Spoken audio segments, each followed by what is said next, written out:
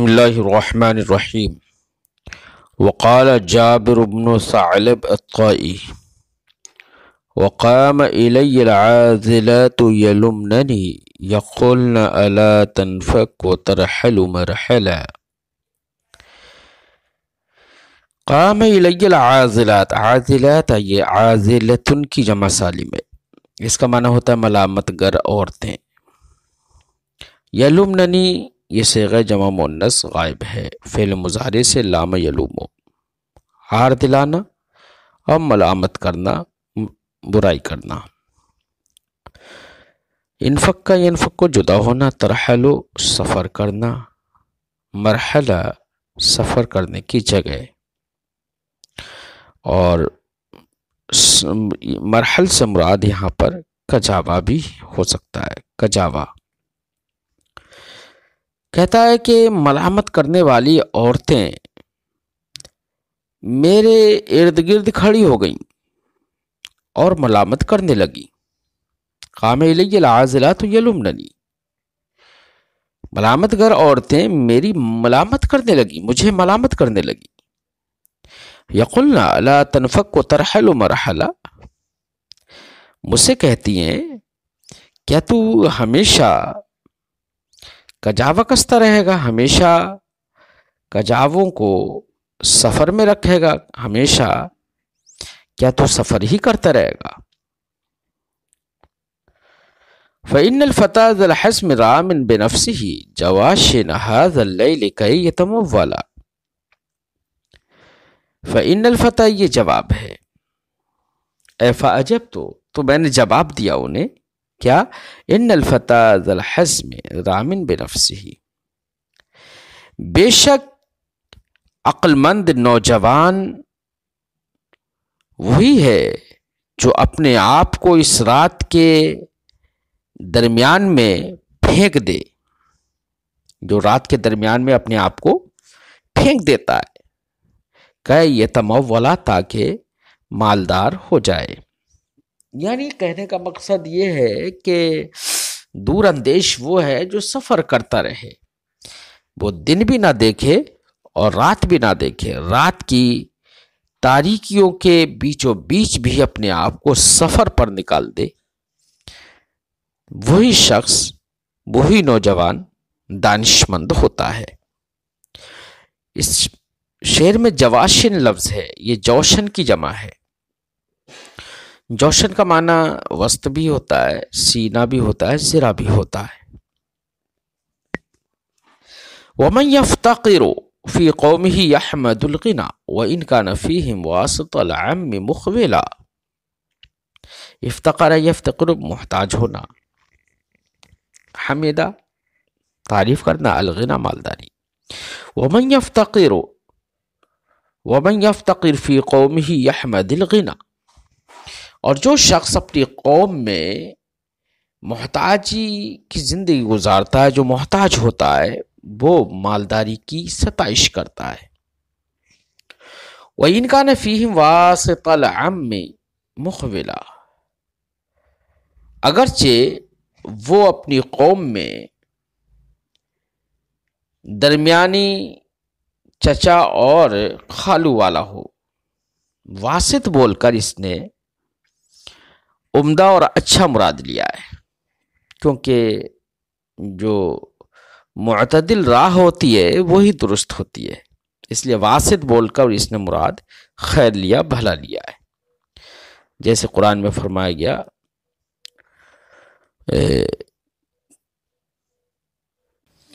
امتن وسطا، اس کا معنی درمیانی امت نہیں بلکہ اس کا معنی ہے بہتر امت۔ فرماتے ہیں، شاعر نے کہا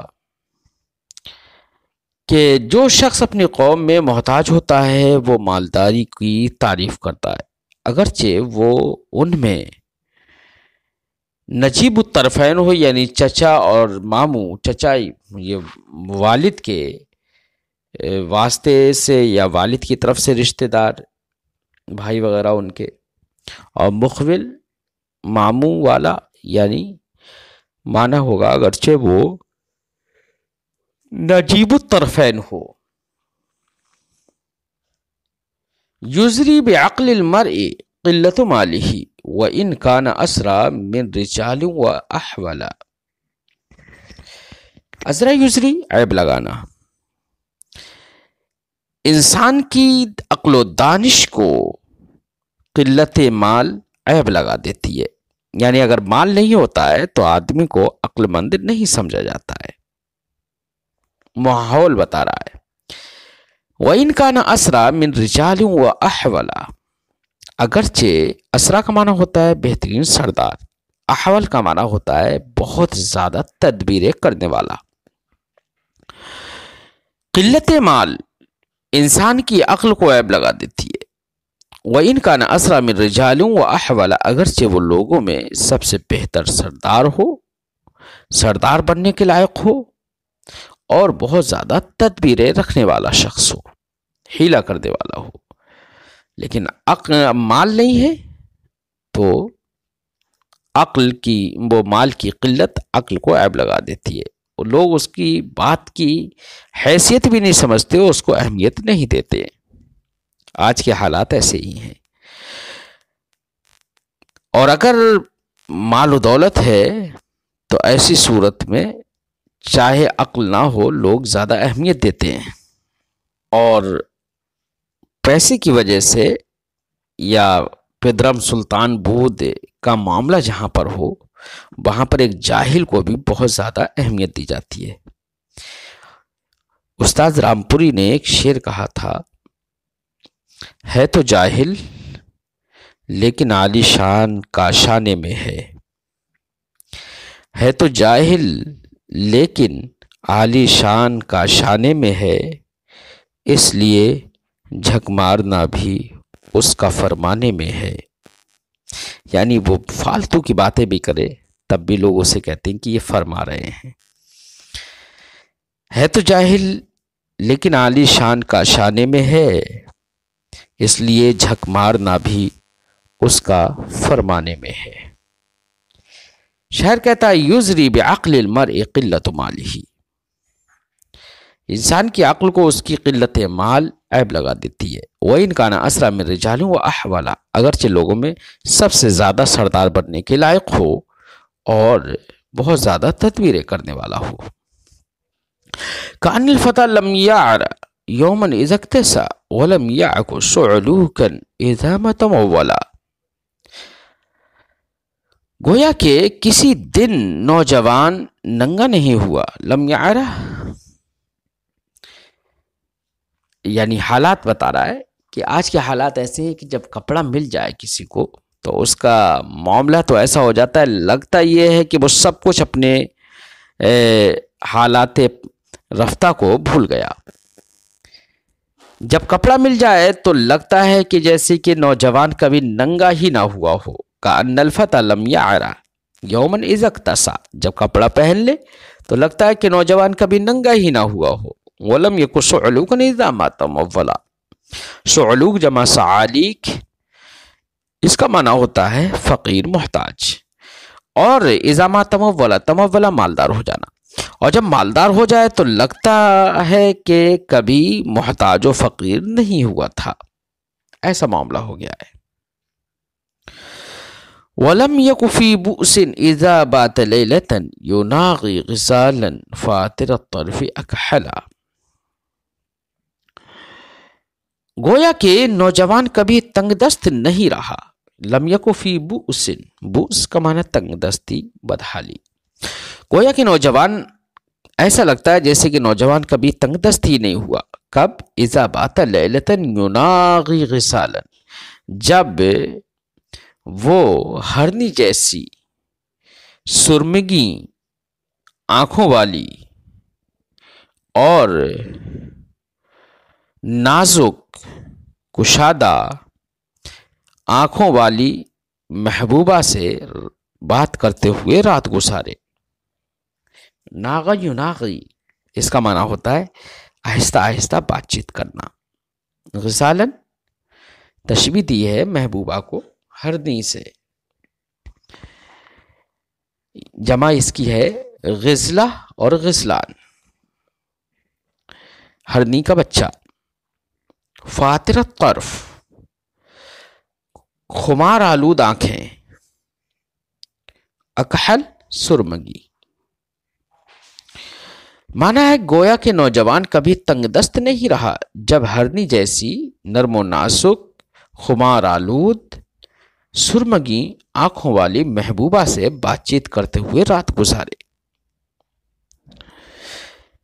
اذا جانب اعیاک فعمد لجانبی فانک لاق فی بلاد معولہ۔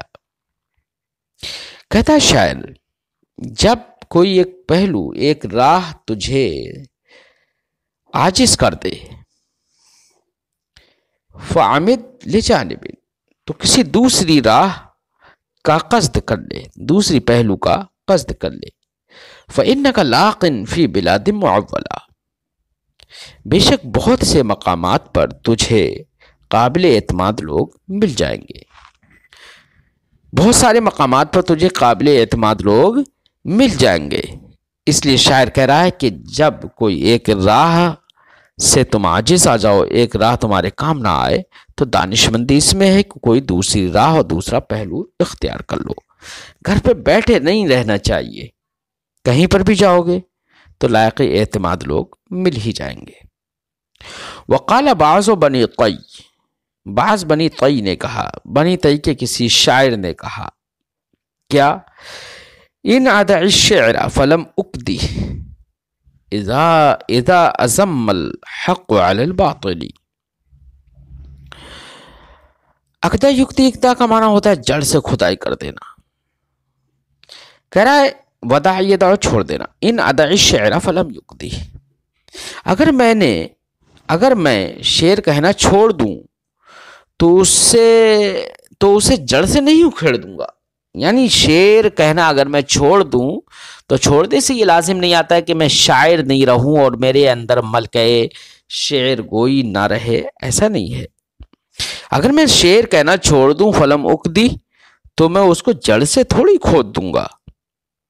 اذا ضم الحق علی الباطل، جب حق نے باطل کو کاٹ کر رکھ دیا۔ یعنی معاملہ یہ ہے کہ میرے اشعار حق پر مبنی ہوتے تھے اور حق نے باطل کو کاٹ کر رکھ دیا، ایسے اشعار تھے۔ تو آج میں اگر شعر گوئی چھوڑ بھی دوں تو اس کا مطلب یہ ہرگز نہیں ہے کہ میں شعر گوئی بھول جاؤں اور اس کو جڑ سے اکھیڑ دوں، نہیں، اس کا ملکہ تو میرے اندر آج بھی موجود ہے اور رہے گا۔ ازمہ کاٹ دینا۔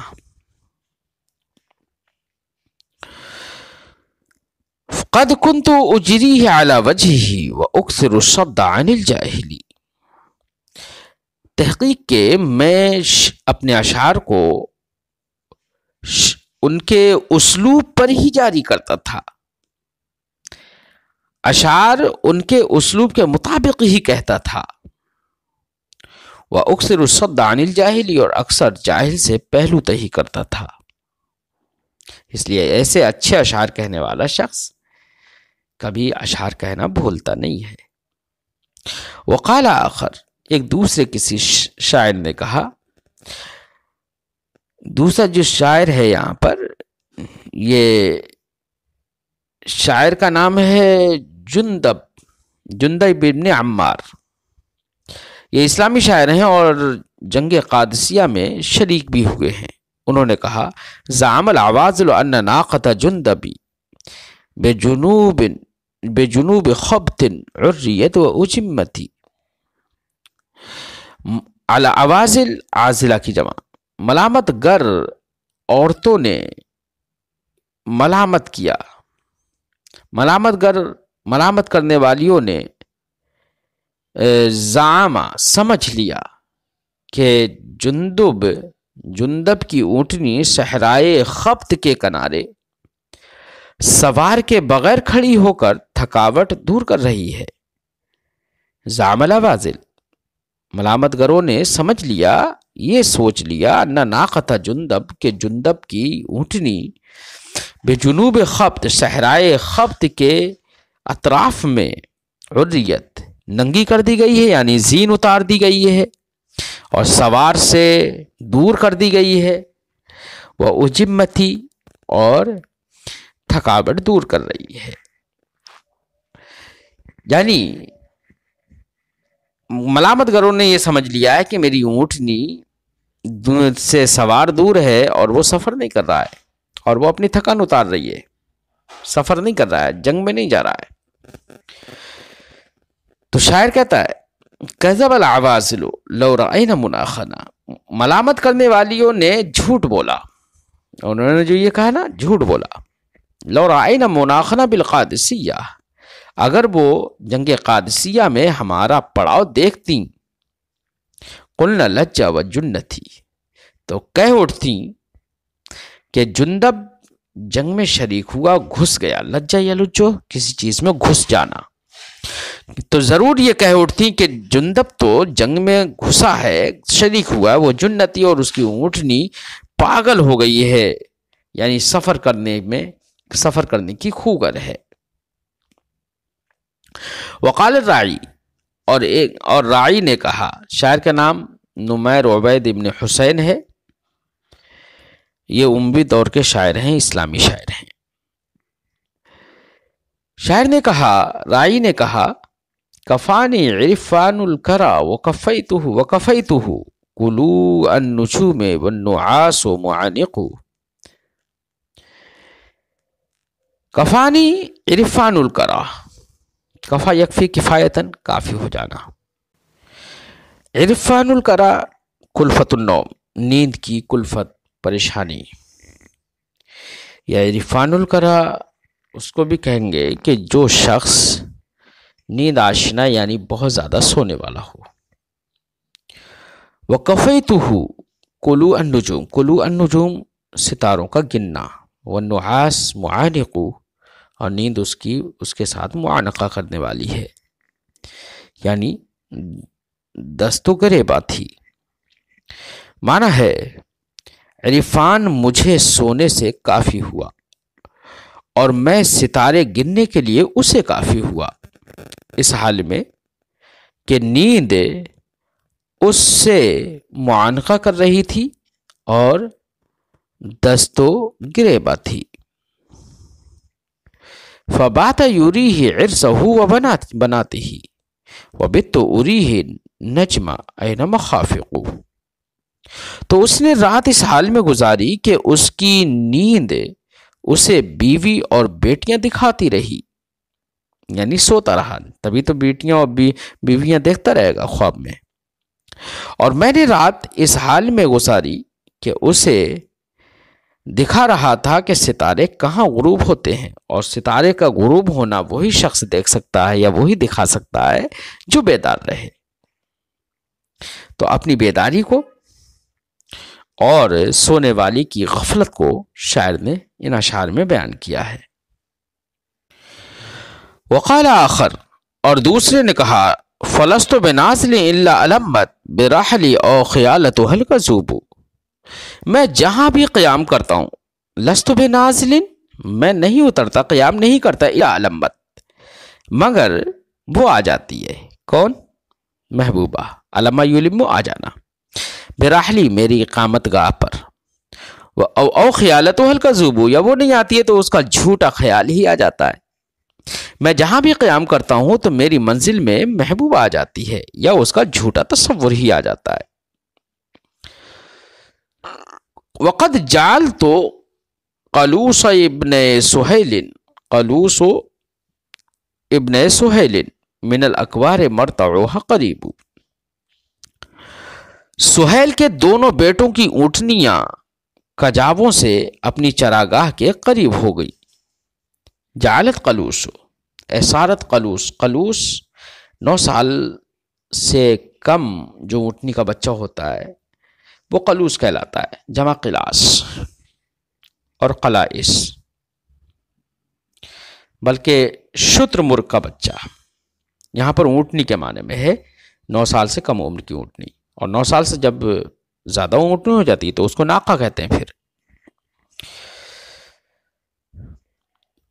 سہیل کے دونوں بیٹوں کی اونٹنیاں کجاووں سے، من الاکوار، کجاووں سے، کور کی جمع اکوار، کجاووں سے اپنی چراگاہ کے قریب ہو گئیں، مرتعوها قریب، اپنی چراگاہ کے قریب ہو گئیں، کأن لها برحل القوم بوا، وما ان طبها الا اللغوب، گویا کہ قوم کی قیام گاہ میں بھوسا بھرا اس کا بچہ ہے۔ بون کہتے ہیں بھوسا بھرا بچے کو، یعنی جب بچہ مر جاتا ہے اونٹنی کا تو اس کی کھال اتار کر اس میں بھوسا بھر دیتے ہیں، اور ہمارے یہاں پر یہ اس لیے کیا جاتا ہے تاکہ جانور یا بھینس وغیرہ اس کو دیکھ کر دودھ دیتی رہے، تو ایسا لوگ کرتے ہیں، تو اسی کو بو کہتے ہیں۔